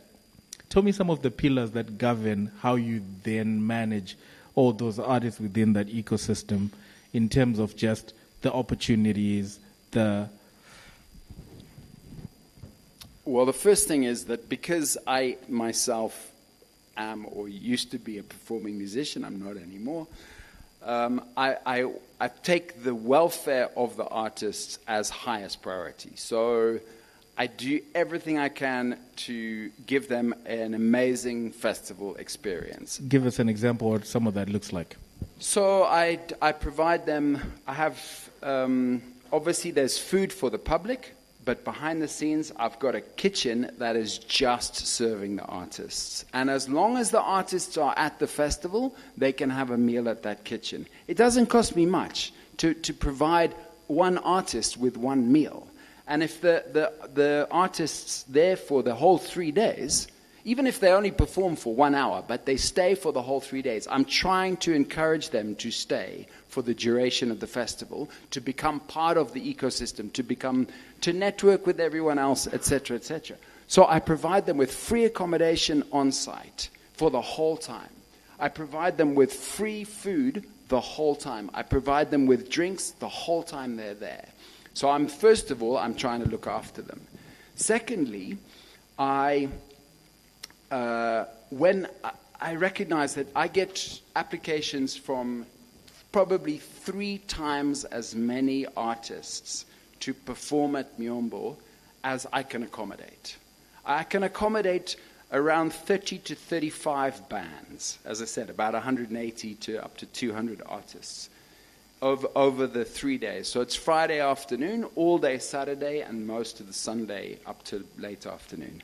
So during that time, I can accommodate around 30 to 35 different acts. I will choose probably half of the acts that are on, probably performed the previous year. And so I'm kind of bumping them up. Like maybe they performed on Friday afternoon, now I'm giving them a Saturday evening slot. So that there is a clear kind of, as it were, like a career path through Miyombo. So half of them are already almost predetermined because they were the ones who did really well last year and are on that trajectory. Then the other half, how am I going to identify them? Well, I'm going to identify them based on the fact that I've seen them, based on the fact that I feel that they fit the vibe. Of course, I'm also, there's simple things like, are they reliable? Are they going to be there at the right time? This year, and I'm not going to mention any names. Come on, Gus. No, I can't. But a very well-known emergent Zimbabwean artist who I really, really wanted to have. I really wanted her. She's really good, and she's doing very well. That narrows them to about 4 artists, go? No.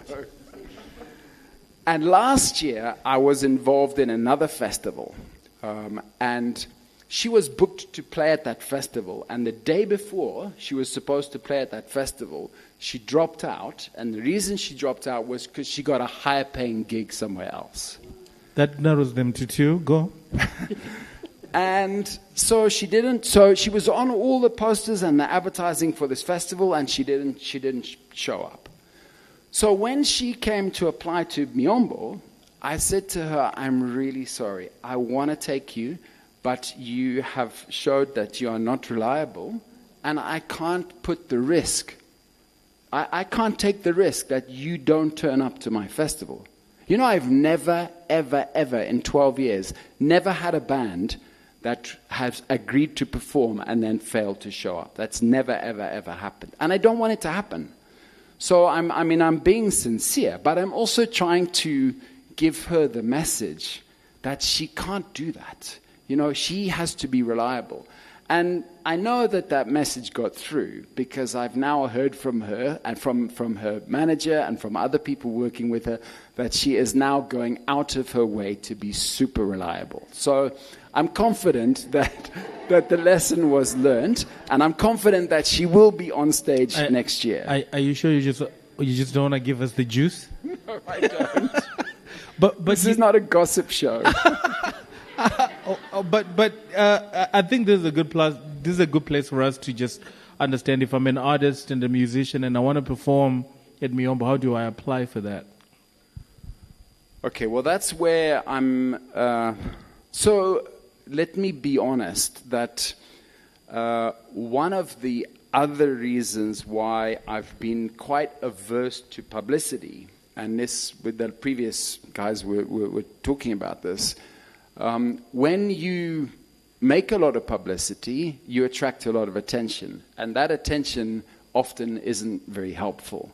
So if a conventional festival, you know, you might put out an advert kind of 4 months, 5 months before, a call for artist applications, etc., etc.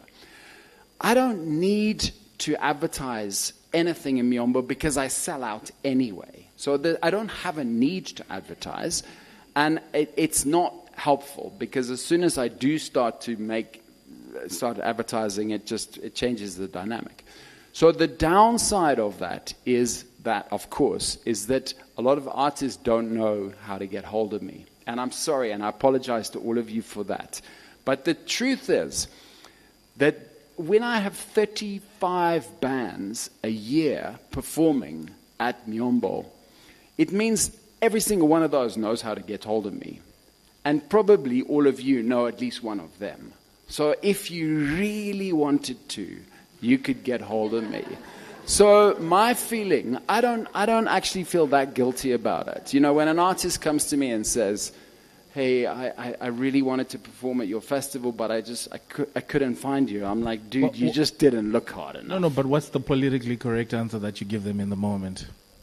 I say if you get hold of me in January, so our festival's in May. If you get hold of me in January, don't get hold of me now. I'm not even starting to think about it. It's my off time now.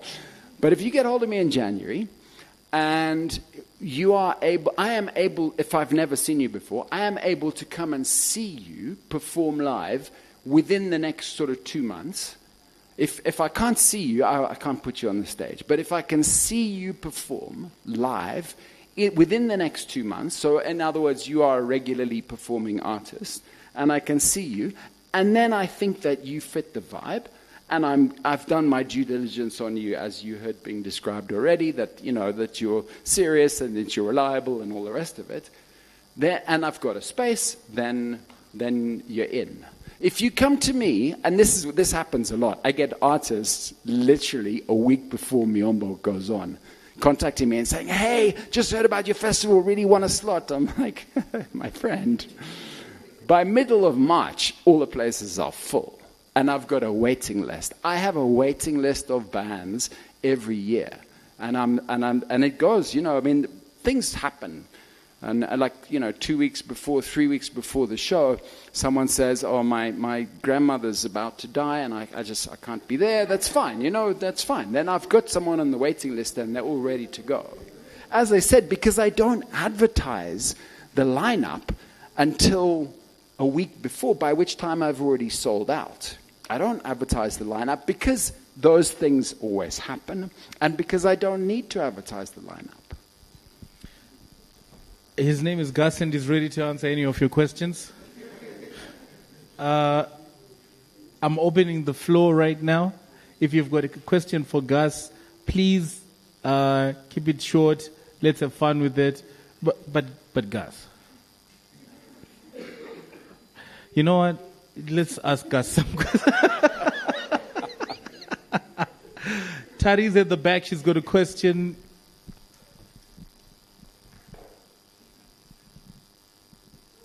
Hi, Gus. Hey, Thanks Tari. for being such a sport. My question is, I've noticed the growth of Miombo, not just as a festival, but also the other projects that you are doing. There's now the Miombo accommodation part of things as well. Was that always part of the plan, or did that come now as a need because of the kind of work that you're doing around the festival? And maybe you can also share some of the other work that you do outside of the festival as well. Thanks, Tari. So having built the brand of Miombo, but having not wanted to in any way compromise the brand by let's say, by trying to increase the revenue, by chasing the money, I've now built a brand which is a really strong brand. And I know it's a strong brand because whenever I talk about Miombo, you can see. And if I make a Miombo t-shirt, I get 10 times the number of people wanting to buy the t-shirt than the number I can afford to actually print. So I know the brand is strong. The brand is really good. So now I'm thinking, okay, maybe there's other ways that I can use that brand to grow, to build, to make some additional revenue without actually compromising the festival. So that's why the lodge that we've just built on the festival site is actually it's dovetailing off the brand that we've built, but without affecting it directly. I've also gone into some other businesses where I've specifically brought music in, and I've been very careful. So I'm a partner in the River Brewing Company. I'm sure some of you guys you've performed live music in Victoria Falls. We're probably the main live music venue there. We also have live music at the hub in Groombridge here in Harare. So I've been involved a lot in other live music promotion and support. But there's no mention, if you look at the River Brewing music, there's no mention of Miombo. And there's no mention of Miombo because my brand, Miombo, is so special to me. And I just don't trust anybody else to use that brand because I don't want them to diminish it, So I'm very, very, very careful about protecting my brand because at the end of the day, it's all I have. That's actually all I have. I have the trust that I've built with the audience. I have the trust that I've built with the artists, but it's really the brand. The brand is the critical thing. So I'm incredibly protective of it. And the other things that I do, people know. Most people that perform at the brewery in Vic Falls probably at some point have already or are going to perform at Miombo as well. So there's a clear connection, but it's not in writing anywhere, and that's a very deliberate strategy of mine. Gus, I find that to be so interesting because it's true of everything within the music business. You build a very valuable music brand, then you start to create everything else that benefits from that brand in many other things. So what Felinandi is doing, she creates the restaurant, she creates the thing. I'm saying all this to say I've got a business idea. Are you from Nigeria? We can take more questions, yeah.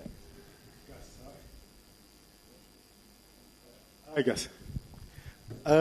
Gus, just I have to put a disclaimer because I live in the same village as you, right? But I used to, I still do. But Do you think that Miyombo can survive without you? Because the trust that you've built around Miyombo requires a special kind of commitment. And would it be the same without you? And then secondly, there is also an aspect of what you've done there that you don't actually sell an event, right? You don't sell a show. You don't sell a musician. You're selling an experience. But you're selling something. That's business. It's a very specific niche of business. But you're selling something that someone has to buy into. So it's a very different kind of selling. But there's also something that you do for the locals of Christenbank, is that even though some of us skipped years when we were not around, the locals have sort of a special access if they ask for it, which means that they are a permanent family around Miyombo. But I think the question is, can this model survive you? That's a question I've asked myself many times, and I've come to terms with the answer. So if I was trying to build a lasting legacy and I wanted to build something that could continue beyond me and without me, I would definitely be doing things differently. And I'm not, because that's not my objective. I fundamentally, almost above everything else, I put on Miyombo Magic every year because I love putting on Miyombo Magic every year.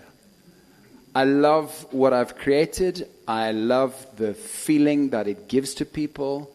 I just see every person that's there having an amazing time, and I'm just, wow. That person's enjoyment is because of the work that I've done to make that possible. So for me, it's kind of a selfish thing in a way. Like, I'm really enjoying it. And I wouldn't do it if I didn't. So no. The answer, I'm afraid, is no. Without me, there is no Miyombo, because that's not my objective. There will always be a lasting impact. There are literally hundreds of artists. I mean, Gemma Griffith's, I think, very first ever live performance was as a 16-year-old playing at Miyombo Magic with a little guitar that was made out of an old oil can. I mean, there are lots of artists whose first ever opportunity to perform to a crowd was at Miyombo. And that's a gift that they've got, which they will always have. And there are many children who've grown up and can mark the passage of their lives. When I was 16, that was the year that we saw the band that came from Victoria Falls, what. I mean, that's something that I've given to other people and that can never be taken away. So I'm proud of that and I'm happy with that. But I'm not trying to build something that is going to be sustainable beyond me, because that's not my objective. If I was, I would clearly be trying to build a management team and hand over as much responsibility to them as possible and play as little a part as possible in the running of the festival, because that would be the only way to make it sustainable. But I'm not, so I don't do it that way. But as a model, is it profitable though? I've never, ever lost money on Miyombo Magic. So the theory is that it takes you 3 years before you break even. Oh, it's been 12. Yeah, I don't know. We broke even the first year. We've never, ever lost money. Honestly, I don't know why. I don't know why. I'm sure you haven't lost money, but have you made money from Miyombo? Making money is not the objective. Yes, we've made money. yes, we have. But the way I always do it is I basically share, a lot of people benefit from, obviously there's the artists and there's all the service providers and there's the local employment. I mean, we've got 40 or 50 people locally. So if I can see that this year, because I budgeted quite carefully, obviously, if I can see that this year our revenue is going to be 20% higher than it was last year, then I spend 20% more. I spend 20% more on a better stage, on better lighting, on more money for the artists, on whatever. So I never try to make a profit because that's not my objective. So if there's more revenue, then there's more expenditure. So that's how I do it. Over the years, the production value has gone up and the value of the experience has been bigger and bigger and bigger because there's reinvestment into the product. And pretty much we're just not trying to lose money. Yeah. And the thing is, I mean, from a business point of view, that might seem weird, but it isn't really, because I'm growing the brand, and now I'm doing other things. I've opened a lodge just in the last few months based on that brand. Now that lodge is profitable, and the reason it's profitable is significantly because of the brand that I've already built. Well, another way to look at it is it's like your stock, right? If you got a stock today and it keeps rising in value, you just haven't cashed the stock. Exactly. But the value of the stock keeps going up. So what it was in year 1 is not what it is in year 12. I'm sure in year 25, if it gets to year 25, it'll be much, much bigger in terms of the value it can bring back, which means you would have built even more revenue streams outside of that, which then relates to us as artists and musicians. We are placed in positions where we can create value. But sometimes the value is not people paying you to perform. Sometimes the value is getting you other forms of currency that you can trade for to get what you want, right? And that is really what it is. And that's what I caught from this. Is there anything else that you would like to just share with us before we conclude this chat? Yeah, I think there's a couple more things. One of the things that I think makes Miyombo Magic pretty unique is the fact that we have always encouraged children. We've always made it a child-friendly event. And the reason for that is that the normal demographics you get at a music event are young people who don't have kids and older people whose kids are already grown up. Then you're missing that whole demographic of people with young kids. Now they're like the younger people, but they've got a little bit more money to spend. They're a bit older, a bit further in there, and they don't have anywhere to go. And so for us, bringing that demographic in to our festival, the parents with young children, and creating a safe space where they felt they could bring their children with them and still enjoy themselves, and the children enjoy themselves. I think that was a 30 or 40% expansion in our potential audience, and that's been a secret. One big, I think, factor in our success. I think if you talk to audience members and artists, by the way, who perform at Miyombo, they will often talk about that, the fact that there's so many children there, and it's such a child-friendly vibe. And, I mean, who doesn't enjoy performing on a stage in the afternoon and having 50 kids dancing in front of them with high energy? I mean, it's fun. It is fun. I mean, I'll never forget watching Amara Brown perform, and every single child in the whole festival was right in front of her dancing. And I don't think she thought that was going to be the vibe, but it was the vibe, and she loved it. She absolutely loved it, and they loved it. And so that's one thing I would say that is, it's a possible avenue. But I think it's an illustration of the fact that as a festival curator, or organizer, whatever, you need to think a little bit perhaps out of the box, because that was definitely not conventional wisdom, that you target that segment. That was not conventional wisdom. That's, in fact, precisely who you probably try not to target.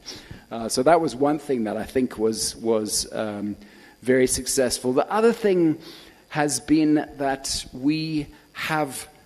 I don't just curate the music, I also curate everything else. So the food that's there, it's really important to me that we have a small number of really high quality food vendors doing different styles of food that complement each other.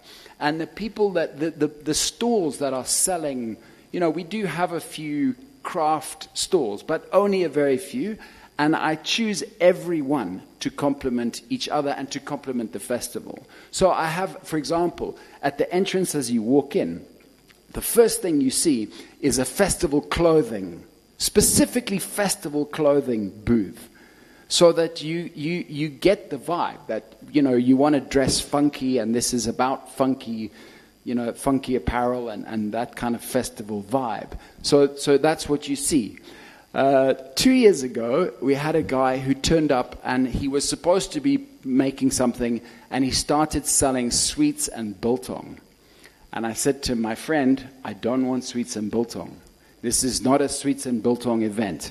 If you want to go and sell sweets and biltong, you can go to 1,000 other Zimbabwean events. But here I only want... They should not come to Jacaranda too. So that's been another part of it. So I've literally curating every single element of the festival, not just the music, to make sure that the entire experience, as Farai said, it is an experience, and that the entire experience is consistent from start to finish. Gus, you have managed to really conclude today's session in such a powerful way, because it connects with everything that everyone was saying. Number one, which is clarity of purpose. You were so clear about what you wanted to create, what it was supposed to serve, and who you wanted there. And number two, just staying true to your values as an event. And every other speaker who spoke about that really was true to that. And those values also lead to a defined culture. And that culture, you then protect it. And whilst you're protecting it, you then start to find innovative ways to reach a wider audience that can tap into that culture. You do your audience analysis, your audience mapping, and you find out that there's a whole demographic that's out there that we can tap into. And finally, you then create a definite path on how you want to grow and access the players that you want to be with. Now, I cannot think of a better way to end today's session than to get hold of that. But that's the last thing. I've got a business idea, Gus. Here we go. You don't have corporate sponsorship, right? Correct. All right. How about I get corporate sponsorship, but not for the festival, to make T-shirts for the festival? Let's drown our festival goers in T-shirts. I'm playing with you guys. Come on, ladies and gentlemen, give your hands. And just, his name is Gus. Gus, since you're here, I'm going to just use you to tell people to come through tomorrow, same time, same place, and enjoy a good time. Guys, I hope you've all had fun. I hope you've all learnt a lot today. Today's the first day, tomorrow's the second day. For you to complete your learning, you have to be here again tomorrow. If you don't come tomorrow, you won't get it. So please be here tomorrow at the same time, at the same place. This advertising was brought to you by Miombo Magic at Stanbic Bank. You know what? Have a good time. We'll see you tomorrow, same time, same place. Please come through early. We've got a list of amazing speakers ready to answer your questions. You can network if you want to. Connie's still here. Gus is still here. If you want to get his... Can I be on the WhatsApp? All right. You know what? Gus is still here. We're going to interact with them. To the people watching at home, thank you so much for being part of this experience. We're back again tomorrow. You can feel free to share the link and take someone who you know needs this. Invite a person and let them know that this is happening. Tomorrow we've got all sorts of amazing speakers ready to enrich your learning and just connect with you. So please come through tomorrow. We really appreciate you. Is there anything else I'm missing out on, Terry, or that's it? All right. So what Gus said. Bye-bye. Thank you, guys.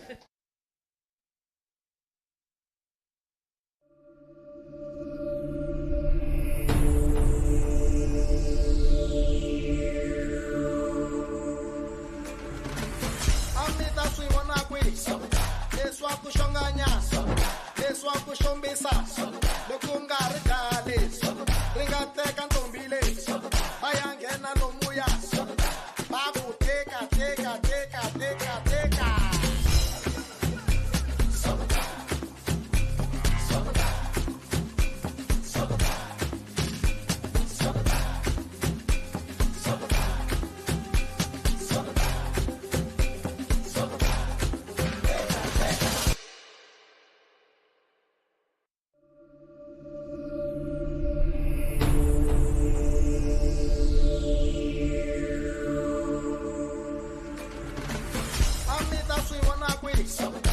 leswa kushonganya leswa kushombisa lokungari dale ringateka ntombile bayangena lomuya babu teka teka teka teka teka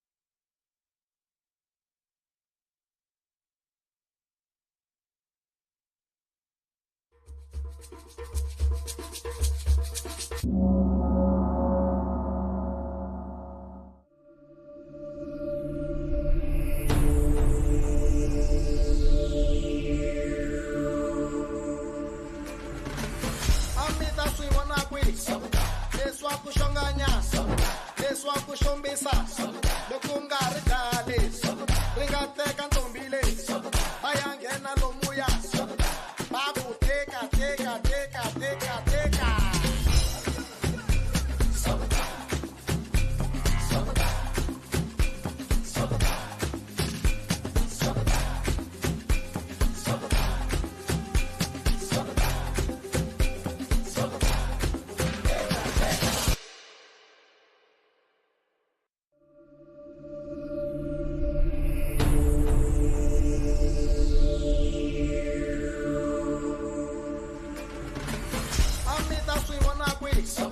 leswa kushonganya leswa kushombisa